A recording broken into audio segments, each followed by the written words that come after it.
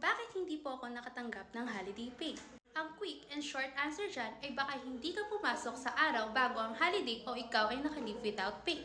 Ayon sa Omnibus Rules Implementing the Labor Code, kung ikaw ay pumasok sa mismong araw ng regular holiday, makakatanggap ka ng 200% ng iyong daily wage rate.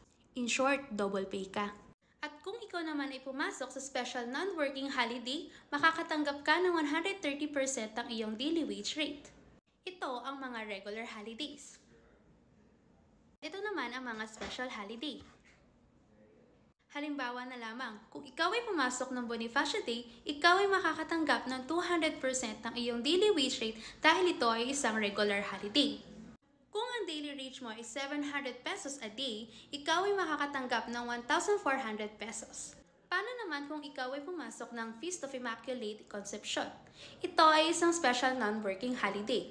Kung ang sahod mo ay 700 pesos per day, ikaw ay makakatanggap ng 130% ng iyong daily wage rate na ito ay katumbas ng 910 pesos. Ngayon, kung gusto niyo pang malaman ang pagkakaiba ng regular holiday at special non-working holiday, like for part 2.